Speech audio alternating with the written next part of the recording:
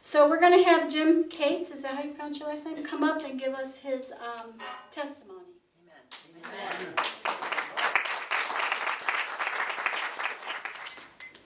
I was picked on and bullied pretty bad from 1st grade through 10th grade. My stepfamily was mentally cruel. They would constantly put me down, not involve me in fun activities. Once I was beat over the head and back with sticks as I was cowering away from my stepsisters. I looked up towards their grandmother's house to see the grandmother watching this happen from the balcony. Next thing I know, their grandmother was yanking my hair and dragging me into the house to be punished.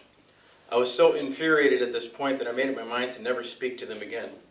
Anytime I had to be around them from then on, if they tried to interact with me, I would run into the field behind the house.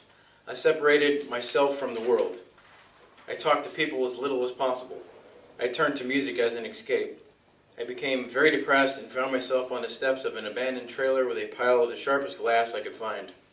I tried for a good 2 hours to cut my wrists, but the glass wouldn't even make a scratch. I fell into deep depression and lack of self-worth for many years. Counselors didn't help. Life had no meaning or purpose. I was just existing. I partied at a buddy's house for 2 weeks, and my last morning there, a bus showed up. My buddy had apparently promised to go to church with a guy named Randy once if he would stop bugging him. And this was that day.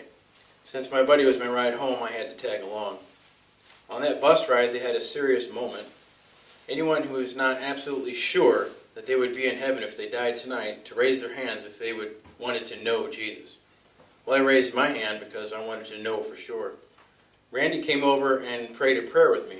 He showed me Romans 10:9, where it says, "If I confess with my mouth that Jesus is Lord and believe in my heart that God raised him from the dead, I am saved, rescued from separation from him."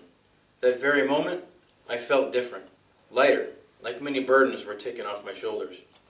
I've continued to go through difficult times in life, but I got through them because he was with me. And once I come out the other side, I am stronger, wiser, and better for it.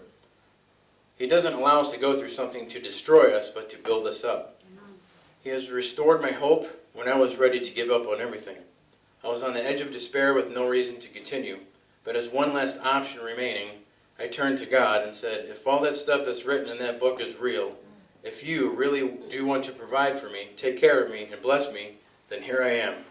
I will give you all of my heart. Since then, I have life, I have purpose, I have goals, hopes that I thought were once lost forever are restored, and even new dreams have been added.